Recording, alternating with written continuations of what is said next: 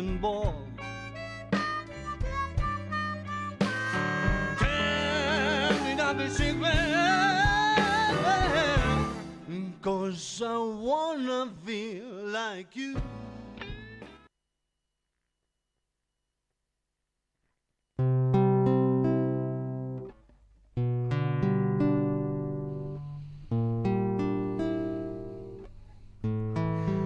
Hola, ¿qué tal? Bienvenidos. Esto es Columna de Voces y hoy nos volvemos a encontrar para hablar de una tragedia histórica que enlutó hace ya muchos años, en el año 1957, a nuestro país.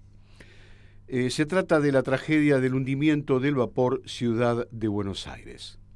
Y lo charlamos porque tengo aquí a un dúo de hermanos que han escrito un libro muy interesante y de gran peso histórico, porque echa luz a esta tragedia que ocurrió en el año 1957.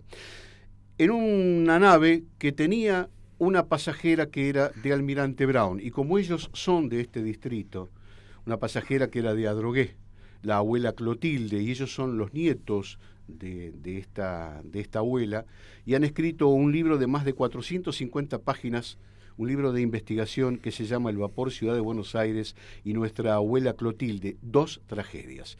Quiero saludar y agradecerles que estén conmigo a Adriana Silvia de Arriba y a Héctor Daniel de Arriba. Bienvenidos, gracias por estar. Gracias, buenos días.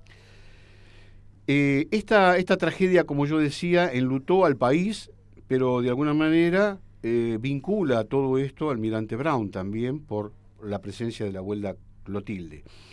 Ustedes hicieron un libro realmente muy importante de investigación, pero antes cuéntenme cómo fue esa historia, qué fue lo que ocurrió. Una historia que realmente habrá tenido, como decíamos hoy, algún tipo de difusión en su momento, pero que no ha trascendido a través de los años, ¿no? Como han trascendido otras historias de tragedias navales. Cuéntenme qué fue lo que pasó aquel día. Bueno, la idea era, el proyecto original fue de mi hermana. Ella siempre quiso escribir sobre esta tragedia que, bueno, marcó a nuestra familia. Y entonces nos pusimos a investigar. El libro es de la editorial Duncan y salió en el 2018. Por lo tanto, para llegar a esta obra de más de 450 páginas, nos dedicamos a una intensa y profunda investigación y para concretar este proyecto, esta idea que ella siempre tuvo. Sí, porque para nosotros la tragedia, como bien dijo mi hermano, marcó a nuestra familia, no fue para nada ajena y en alguna medida marcó la vida de nosotros dos, porque como bebé ambos quedamos de alguna manera ligadas a las dos tragedias. Él puntualmente en el momento del hundimiento y yo puntualmente en el momento de la segunda tragedia. Y qué tiene que ver con nosotros en cuanto a los famosos relatos familiares, ese momento en que la familia se juntaba y bajaba las cajas de fotos y de repente empezaban a mirar las fotos, y en nuestro caso particular aparecía un diario, las hojas de una revista. Una revista Ahora. Donde estaba la foto de mi abuela en primer plano, que es la que está en la página, y otra donde está rodeada por los hijos, dos creo que está rodeada por los hijos. Entonces, bueno, inmediatamente nos contaban esa historia de la tragedia, porque mi hermano la pudo conocer muy poquito tiempo a mi abuela, 3 años, 2. Yo soy del 57. Él es del 57. De febrero del 57. Y bueno, nuestra abuela, después ya lo va a contar con mayor profundidad, tomó una decisión en diciembre del 60, de manera que yo tenía... Cuando yo cumplí 1 año. Ella tenía 1 año, yo tenía 2 años y pico, no llegaba a los 3. De manera que tengo un recuerdo así, pero muy vago, físicamente de nuestra abuela Clotilde Bravo de Ayala.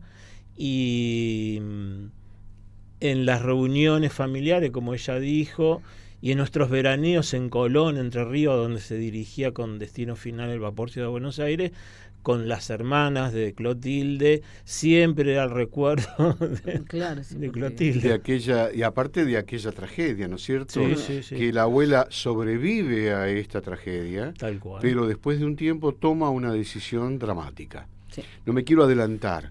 Cuéntenme ¿por qué se hunde el Ciudad de Buenos Aires? ¿Cómo es que se hunde este vapor que llevaba pasajeros y que era habitualmente una nave que navegaba por el río, ¿verdad? Correcto. El vapor pertenecía en ese momento al Estado argentino, había sido de los Mianovich y de los Dodero, y pertenecía a la flota fluvial argentina en el momento del hundimiento. Y era un vapor que había ingresado a nuestro país hacia 1913, previo a la Primera Guerra Mundial, un vapor de lujo, que era el vapor de la carrera, que hacía justamente la carrera, la distancia rápida entre Buenos Aires, Colonia, Buenos Aires, Montevideo, y había navegado por el río de la Plata bastante, pero específicamente por el Paraná, pocos recorridos había tenido. De manera que para 1957 era un vapor veterano, a pesar de que tenía sus lujos, pero su época de oro había sido muy anterior. Y este vapor sale de la ciudad de Buenos Aires, de la dársena sur, y en el río de la Plata, pasando a la altura de la isla Juncal, al sur de la isla Juncal, se encuentra con un carguero norteamericano que bajaba, que venía de Rosario, y este carguero era de la Segunda Guerra Mundial, o sea que fue la colisión entre una enorme estructura del Mormar Surf y el vapor Ciudad de Buenos Aires, que diríamos que era una cascarita de nuez frente a ese coloso. A esta tragedia estaba vinculada una nave norteamericana. Sí, el Mormar Surf. ¿Y esa nave qué hacía acá? Venía de cargar cereales. Claro, venía del puerto de Rosario con las bodegas cargadas de cereales y carne congelada. El Mormar Surf en un momento fue una nave de guerra también. Lo que pasa es que se usó para justamente llevar alimentos a los soldados. Terminada la Segunda Guerra Mundial, la compra la empresa Mormar Surf y la tenía como barco como carguero. Exacto. Sí, exactamente. Había estado en el Teatro de Operaciones del Pacífico llevando alimentos, como ella dice.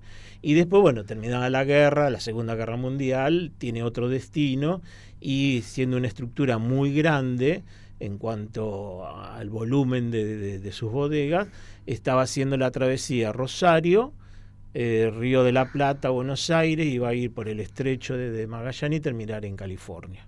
Bien. Por eso bajaba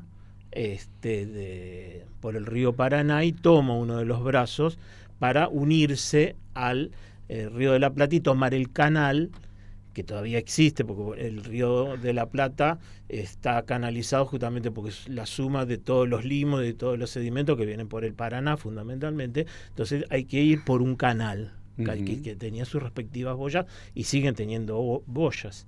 Que son las que marcan el camino que tienen que seguir los navegantes.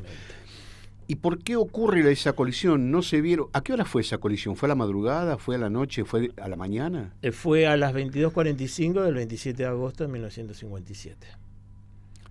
Ya se había cenado a esa hora entonces. Ya estaban a lo mejor descansando los pasajeros. Sí, por ahí pasa el problema. Contale cómo estaba nuestra abuela. Nuestra abuela estaba en el camarote, ella ya estaba por dormir. Estaba con el camisón puesto, mirando la foto de un bebé, que era él. Porque la idea de su viaje era como en aquella época, que a veces nosotros el otro día hablábamos con unos compañeros, que siempre en nuestro país cuando alguien nacía, la familia lo iba a visitar.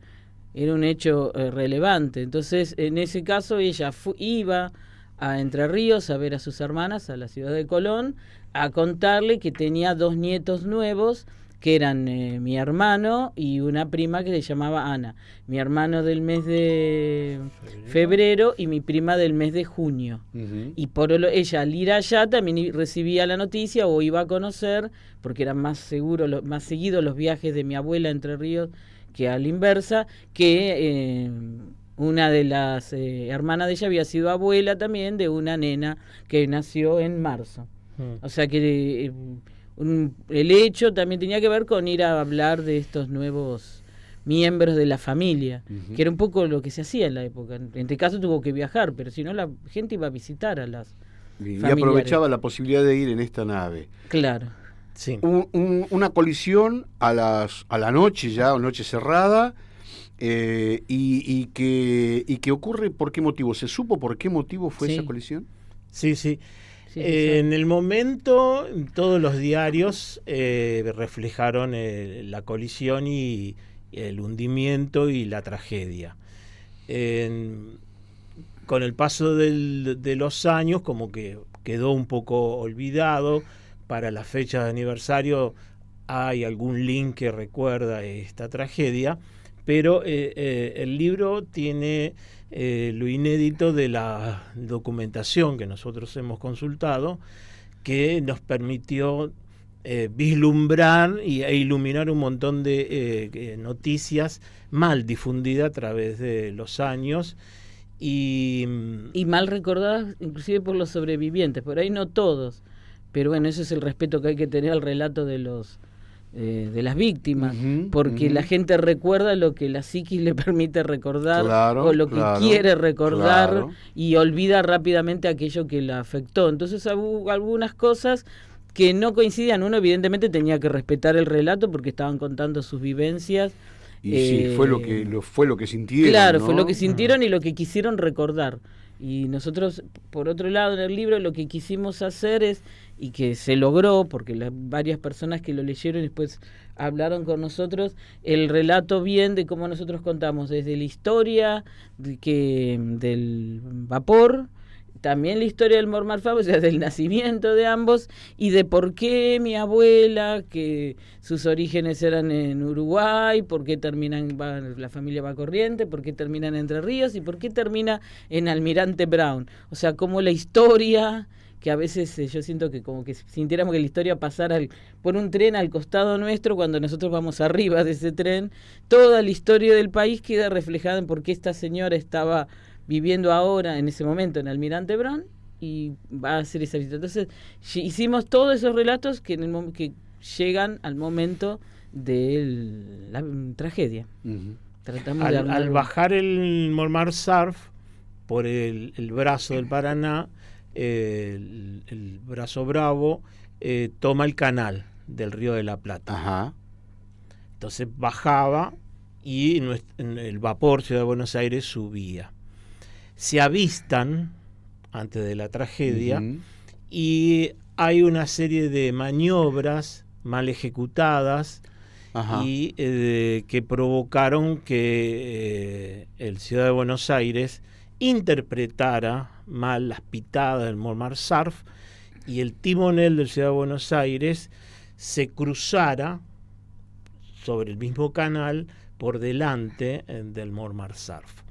Entonces, como el Mormar Surf bajaba, tenía una maquinaria, motores más poderosos y a su vez tenía la corriente por la popa. fuerza del agua por Al bajar tenía más fuerza, venía más lento y el Ciudad de Buenos Aires, como tenía que subir con la corriente en contra, tenía que llevar una velocidad mayor y esta malinterpretación y errores que le dice el práctico al timonel del Ciudad de Buenos Aires, el timón de madera, la rueda. Así es. Sí. Simón Alfiro, que era el timonel, se cruza, como que si cruzara de mano, como si estuviéramos en una avenida y nos cruzamos la mano. Como si fuera de contramano. Y claro. Y entonces el Mormar Surf lo choca, lo colisiona a la altura de la tercera chimenea al Ciudad de Buenos Aires y le provoca un rumbo que es un agujero.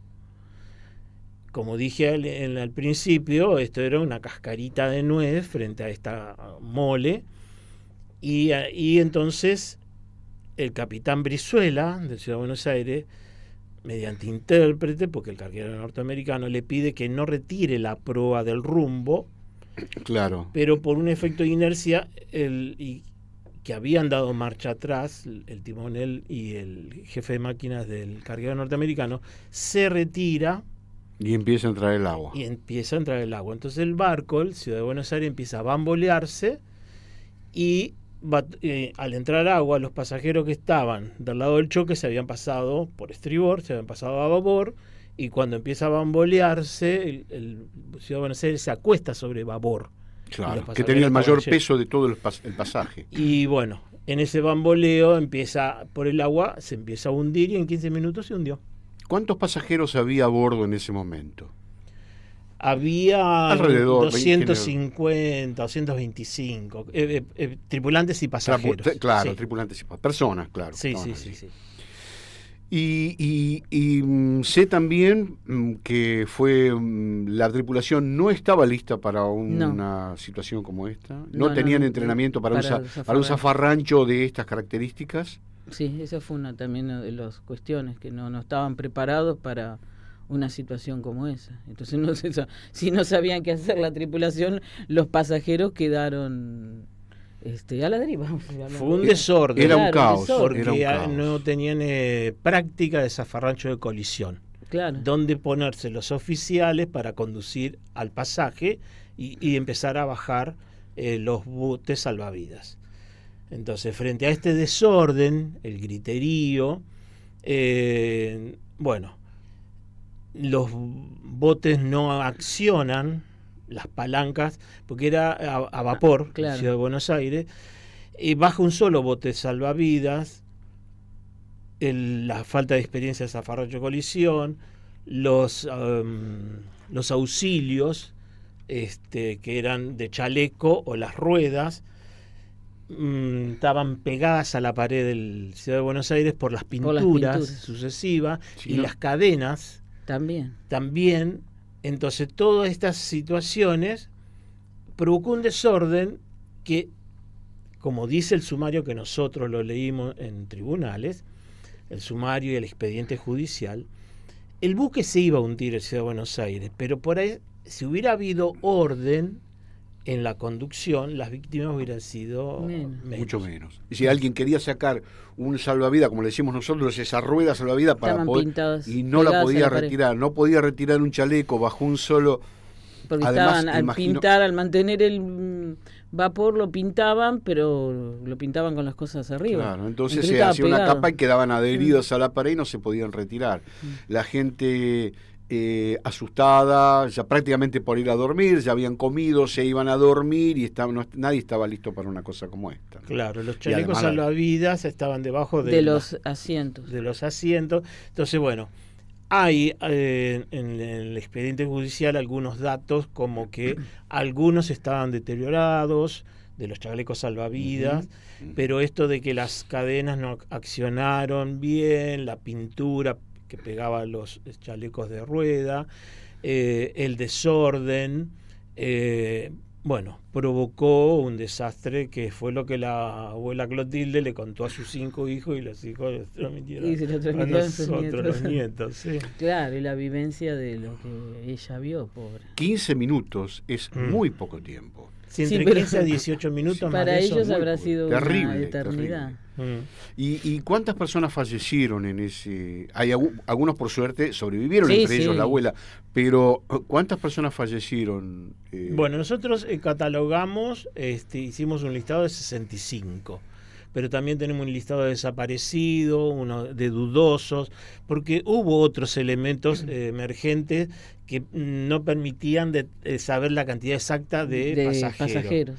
Porque nosotros creemos que nuestra abuela tenía su pasaje ya sacado en tiempo y forma, pero se vendieron pasajes arriba del buque una vez que se subieron, se vendieron pasajes allí. Por lo tanto, en el rol, en la nómina de pasajeros no figuraban personas, los menores de edad tampoco estaban identificados, todo eso hizo que los números, y nosotros tenemos un capítulo de números divergentes, porque el expediente de Dios Corpus lo leímos todo y vimos que había cosas que no concordaban porque justamente no estuvo todo bien hecho desde el punto de vista burocrático en cuanto a la lista de pasajeros. O sea, Salviero y Brizuela le dieron la lista y después se venden pasajes arriba. Esas personas que no sabemos si era normal, si no era normal, pero bueno, eso fue lo que ocurrió. Por lo tanto, son 65 pasajeros, 69 personas, entre pasajeros y tripulación. Y después el otro dato que no es menos importante es que Brizuela, que es el capitán, que quedó la historia dividida para muchos en un héroe y para otros alguien que no estaba cumpliendo su función, porque el día anterior había sido el cumpleaños y la versión de algunos es que él estaba en una fiesta con mujeres y estaba borracho. Ujú. Y para algunos, eso es lo que yo hablo del recuerdo de la gente, ese disparo que escuchan era que cuando él se pega el tiro. Y Brizuela no se pegó un tiro, murió ahogado. Se escuchó un disparo. Claro en- que en- en posiblemente habrá sido el disparo para tranquilizar a la gente, eso podría Porque ser. la oficialidad saca los revólveres, pero bueno, hay que tener en cuenta el momento. Sí. Y los recuerdos, como Sí. ella dijo, donde la mente, unos los mantiene, los otros los oculta. Bueno, los diarios publicaron que él se había suicidado. Nosotros en el expediente... Hasta aún le pusieron el nombre a un buque, Claro, un buque un escuela. ¿no? buque Es escuela, se llamó Brizuela, que ya no existe más el buque, pero con nosotros al leer el expediente judicial vimos la autopsia, así como vimos las fotos de los cadáveres que sucesivamente fueron apareciendo varios días después, bueno, comido por los peces, putrefacto y demás. Y la autopsia del cuerpo de Brizuela Ujú. dio que tenía alto dosaje alcohólico Exacto. en sangre y en las vísceras. Y eso no se publicó oficialmente, Ujú, ujú. lo mismo que la foto del cuerpo que apareció, bueno, todo putrefacto, tampoco está en el sumario. Y en el juicio, los culpables son la oficialidad. Pero resulta que el Ciudad de Buenos Aires el único que se salvó fue el timonel, Simón Alfiro, porque el capitán murió, los comisarios a bordo del Ciudad de Buenos Aires también murieron, la oficialidad murió toda. Ajá. Entonces Alfiro lo condena, o sea, le hicieron un juicio, después lo absolvieron porque él cumplió las órdenes del práctico. Claro. El práctico también, los dos prácticos también murieron. Murieron. Y la oficialidad del cargo norteamericano, bueno, como ella dijo, Brizuela había festejado su cumpleaños, no estaba en el puesto de mando, en la cabina, pero el carguero norteamericano, Somers, tampoco estaba en su cabina, estaba en la sala de mapas, y bueno, fueron condenados los norteamericanos. Pero el barco fue arreglado y al poco tiempo partió a Estados Unidos y la condena quedó en el aire. Claro, y nunca volvieron cuando se los citaba. Que es lo Se que- los citó, pero nunca, los norteamericanos nunca volvieron a comparecer. Exacto. Notable. El único que quedó culpable y estaba vivo fue el práctico del carguero norteamericano, que era un santafesino, porque al navegar aguas argentinas Tenía que ir tenía que un llevar un argentino. Necesitaban práctico alguien de aquí. argentino. Sí. Y este Damián Ávalo fue condenado y fue tanto la tristeza y la depresión que después muere al poco tiempo, muere porque le cayó muy mal esto, donde a él se lo condenó por asumir roles, o sea, funciones de capitán, cuando él nada más tenía que orientar al timonel del carguero norteamericano. La abuela Clotilde iba en ese barco. ¿Mm? Ella se salva. Sí, se salva agarrada a un madero. Que porque mi abuela no sabía nadar. Y a pesar de que mi abuelo y mis tíos eran marinos, y lo único que ella sabía era que, por lo que le dijeron mis tíos, que si llegara a pasar algo, ella tenía que cerrar la boca. En realidad la expresión fue más grosera, pero era cerrar la boca y aguantar lo que más pudiera. Y bueno, ella hizo eso y consiguió quedarse agarrado a un madero, y así se salva. Pueden rescatar Ella primero se el salva, Pancho. vuelve con su familia y después guarda una especie de secreto, ¿no es cierto? Tengo entendido que ella no quería hablar mucho acerca de ese tema. ¿Esto es así? Nosotros sabemos de la historia que ella le contó a los hijos, lo que vivió en ese momento. Es decir, que ella cuando se produce el impacto estaba mirando la foto de mi hermano que era bebé. Ahí ocurre el impacto, que estaba en camisón, lo del madero, y después recuerdos, bueno, que a mí en lo particular siempre me quedaron grabados. Una, que los hombres le quitaron los salvavidas a las mujeres, las que pudieran tener salvavidas, o los que estaban debajo de los asientos, le arrancan los salvavidas. El desorden, el griterío, y que ella ve como una madre tira al Moisés al río para salvar al bebé, y el río se chupa el Moisés. Tremendo, Entonces todo esos tremendo. recuerdos queda. Lo que a nosotros por justamente por el corte del relato, es que parecería que ser que no, nos da la impresión, pues no podríamos decir que ocurrió, que ahí queda y ella no puede seguir desahogándose. Entonces, eso es algo que la habrá carcomido, más toda una historia. Por eso a nosotros nos parecía bueno contar toda la historia para que vean que cómo les cambió a cada uno la vida, porque se las cambió a todos. Y bueno, y ella, más su historia personal, más ese hecho, que la habrá impactado tremendamente. Inclusive yo siempre cuando veo las fotos, y en lo particular que yo doy clase de comunicación, le digo a los chicos el valor del fotógrafo de aquella época, porque las fotos están tan bien sacadas que uno ve la cara, bueno, ve la cara de horror de todos, pero en el caso de mi abuela se ve la desesperación, y por ahí también otros detalles que sí nos quedaron, que ella llevaba una medalla de oro, y cuando mis tíos se la ven cuando está en la camilla, y nunca volvió con la medalla de oro, mi abuela. En el hospital se la sacaron. Y dentro de esta tragedia del hundimiento, los pasajeros a esa hora de la noche, el Mormar Surf en la proa tenía los depósitos de gasoil, y uno se rompe y entonces derrama el gasoil sobre el río, y eso empetrola a los náufragos. Claro. Y eso dificulta que cuando los quieren agarrar para subirlos, por ejemplo. Se resbalan. Claro, se resbalan porque los cuerpos estaban aceitosos. Entonces, por ejemplo, me tocó entrevistar a las hijas de uno de los que calculamos que también rescató a nuestra abuela, porque era el arenero el Pancho.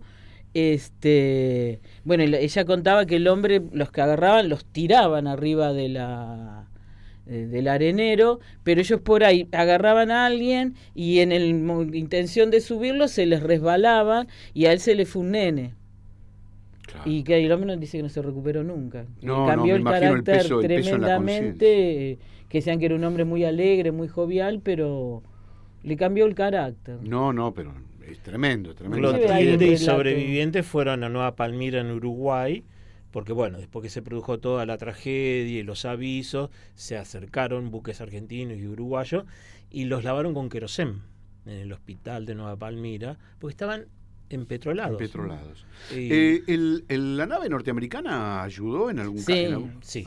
Algunos pudieron subir a la nave, inclusive hay por ahí un relato feo, porque ellos también tiraban cosas para ayudarlo, y al tirar un madero le pegaron a un señor y lo dejaron paralítico.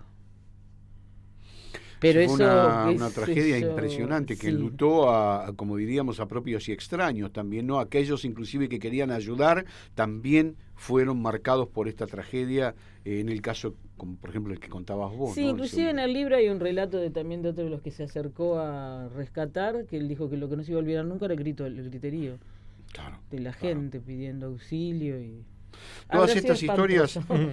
Y nosotros, desmistificamos también, aparte de que no se suicidó Brizuela, que el choque no se produjo porque había niebla. Esa noche estaba despejada. Fue una mala praxis, las boyas, ¿no? Una estaban mala práctica.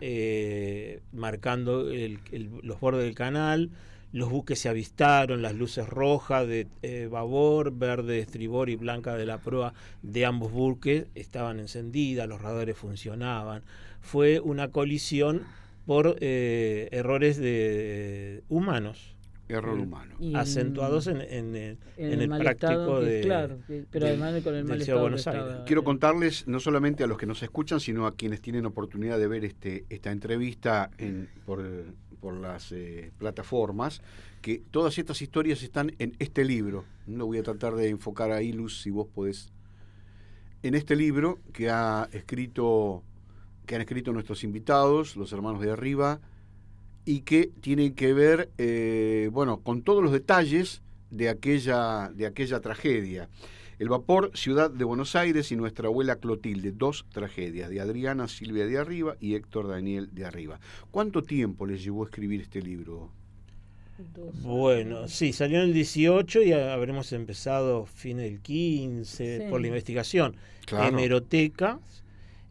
Nosotros consultamos también los links online, y fundamentalmente es el expediente judicial de descuerpo que encontramos en el Palacio de Tribunales. Y después las entrevistas a los que estaban vivos, que algunos los pudimos entrevistar personalmente, otros mandar correos.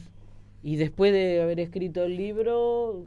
Hubo que hacer todos los Word, las correcciones, con un corrector, entre comillas, literario, que era un exalumno mío, y bueno, mandarlo a Duncan, las pruebas de galera. El libro iba a tener al principio como 550 páginas, tuvimos que suprimir un capítulo porque nos habíamos emocionado tanto y pusimos todo, pero el costo del libro Claro. en su momento, porque es una inversión privada, nosotros Sin duda. sacamos el libro de nuestros bolsillos para firmar el contrato y pagarlo. Dos preguntas les quiero hacer y no quiero que termine Sí, esta habría que entrevista. cerrar un poquito como la segunda tragedia, aunque sea una mención, ¿cierto? Exacto, porque quería preguntarles qué pasó con la abuela Clotilde. Y ella se pegó un tiro. Se suicidó. Sí. Abrumada por todo esto y por una historia de vidas. ¿Por qué se sabe, tienen idea la familia de qué pudo haber sido que ocasionó Ella semejante venía de una decisión? familia de suicidas. Inclusive el otro día en broma, hablando del libro por la fecha, yo le contaba a mis alumnos y les dije, bueno, yo tengo dos fantasmas en la familia. Una, mi abuela, porque gente que ha vivido en la casa la ha visto, y la hermana de ella que se suicida en el ¿cómo se llama? Castillo. El Palacio Arrabarrena, la primera hermana que se ahorca. Ella ya venía de una historia, de esas historias propias de la época esa, de la provincia, una familia que habían estado relativamente bien, el padre juega a los caballos, pierden lo que podían haber tenido y bueno, caen un poco en desgracia.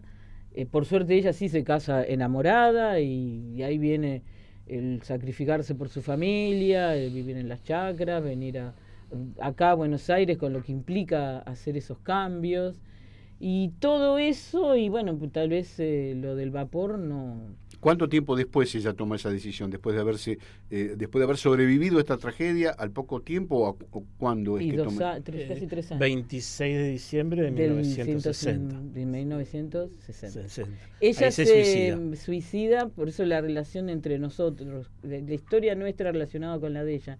Primero la foto de él el día que se hunde, se produce la tragedia del vapor Ciudad de Buenos Aires, y antes, el día anterior, 25 de diciembre, me habían bautizado a mí. Y toda la familia se había reunido en la casa de ella, porque se hizo la fiesta en la casa de ella, y el 26 estaban sacando cosas, y yo tenía 1 año. Yo cumplo el 14 de diciembre, y mi mamá observa que ella me tenía a mí en brazos, y lo que ella nunca dejaba tocar era los cosméticos, porque evidentemente fue de las clásicas abuelas que le había dejado de hacer todo esos primeros 3 nietos y a la última que era yo era la 4ª nieta. Y mi mamá la encuentra mirándose fijamente al espejo, conmigo en los brazos, y yo me había pintarrajeado la cara, entonces, que en esa época la trataban de usted, y le decían mamita, que era algo clásico también, le dijo, mamita, ¿cómo le dejó hacer eso a la nena? Entonces me retira, se va, porque nosotros vivimos bastante cerca de la casa de ellos, y a los 20 minutos de estar en la casa, bañándome a mí que me había pintarrajeado, la llama para decirme que se había suicidado. Se había suicidado. Y entonces para nosotros es una tragedia, y ahí es donde también se produce silencio, esos clásicos silencios de las familias, pero mi abuelo me decía que ella nunca se recuperó de eso, que a la noche tenía pesadillas, y lo que quedó en general de la gente es una mujer que hizo lo que pudo para salvarse de ese vapor, que se aferró a una madera y a los 3 años se pegó un tiro.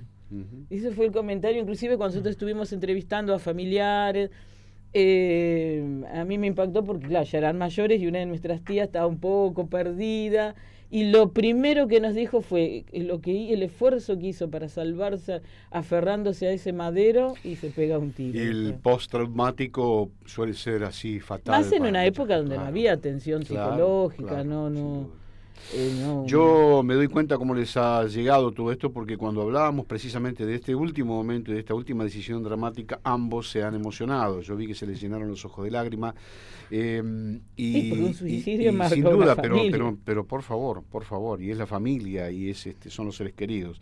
Y es lo que nosotros queremos plantear en el libro, que nosotros después nos quedamos con las cantidades, 67 víctimas, y duelen porque son 67, pero no son nunca 67, porque en cada una hay que multiplicarlo por toda la familia que dejó. Sin duda. Entonces, Sin duda. y ahí en esa foto donde están todos rodeándola, se ve la situación, y por ejemplo en este otro caso, este señor que las hermanas que me contaban, el padre rescata a esas personas y le cambia la vida, o sea que ahí también quedó otra familia afectada que no está dentro de las Sin 67 duda. víctimas. Última pregunta. Quisiera hacer un comentario sí, chiquitito. Por favor. Nosotros creemos que con el libro se liberaron los Sí, espíritus. es la sensación que yo siempre le digo a él, que cada vez que vuelve a reflotarse el Ciudad de Buenos Aires, yo la sensación que tengo como que en el río salieran las almas de los que no tuvieron la justicia correcta, porque juicio hubo, pero es un poco, en el libro yo lo planteo, que los dioses egipcios a los seres humanos, como no le podían dar la inmortalidad, le dieron el don del recuerdo, porque si uno recuerda lo que hace no comete los errores, evidentemente lo olvidamos, porque esos son otro de los errores y las tragedias producidas por hechos que se podían haber evitado. O sea, no es algo que de repente, no, se pudo haber evitado. Entonces nos parecía importante. El otro día nos pasó con una de las periodistas que llamaba para hacer la entrevista, que no pueden sacar más porque el libro lo cuenta todo, pero se olvidan de un detalle. Si quieren algo nuevo, es poder saber el relato de lo que sufrió la gente.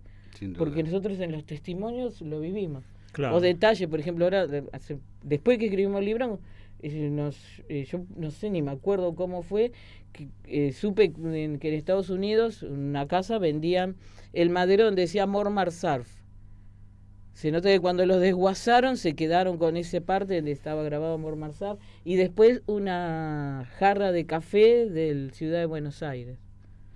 Y después lo que más nos impactó es que no recuerdo cómo nos llegó, que tengo que ir a buscarlo, se escaneó donde está la zona, el Ciudad de Buenos Aires, y cuando lo vimos, bueno, está quebrado. Está quebrado. Claro. Pero es increíble como vemos en el escaneo, se lo ve como si estuviera durmiendo. Sí, y cuando bajaban las aguas me han contado que se veían algunos de los restos a veces. Sí, el mástil, el radar, ahora ya no. Ahora ya no sé incluso si ha cambiado de bastante posición. Pero el escaneo es Río de la extraordinario Plata, cuando el hombre pasan las máquinas y se lo ve ahí durmiendo. Adriana Silvia de Arriba, Héctor Daniel de Arriba, última breve pregunta. Yo sé que vos sos comunicadora, sos compañera de la radio Alt 879, donde grabamos estos podcasts. ¿A qué te dedicas? Yo soy profesor en historia. De historia, bien. Y yo soy licenciada en periodismo. Y después, profesora del área de comunicación. Así es. Bueno, yo les quiero agradecer muchísimo que se hayan Venido a acercado, llorar a la ustedes. que hayan Inundamos un poco el estudio con Y una trajimos el lágrima. agua. Bueno, pero Igual después pero nosotros en un momento hacíamos algunas bromas en algunas cosas porque en algún momento era medio bajón. No, es un tema que duele. Ustedes- No, el único hijo que todavía vive es nuestro tío Guille, que tiene casi 90, y llora todavía. No es para menos. Porque él bajó, mi tío era buzo y él quería bajar a hacer la inspección y todo el peritaje que se hizo y le dijeron que no porque era el hijo de una de las víctimas. Claro. Pero bueno, muy caprichoso, insistió y él hizo el peritaje. Amigos, yo les agradezco mucho que hayan traído este libro, esta historia, y que hayan hecho este trabajo de investigación que, como ustedes muy bien dijeron, ayuda a echar luz acerca de este hecho, pero también es, de alguna manera, si queremos pensarlo, liberador. Sí, sí. Gracias, No, gracias gracias a por todo, usted. por el libro y por todo. Y le Bueno. decimos dónde nos pueden comprar el libro. Sí, los pueden ubicar, nuestro en las redes Facebook, sociales, en el sí. Facebook, como Adriana Silvia de Arriba o Héctor Daniel de Arriba, allí los van a ubicar, y sin duda también a través del título de este libro, El vapor Ciudad de Buenos Aires y nuestra abuela Clotilde, 2 tragedias. Tal cual. Gracias. No, gracias a ustedes. usted. Y nosotros nos despedimos, gracias a ustedes por estar, y nos encontramos en cualquier otra oportunidad aquí en Columna de Voces.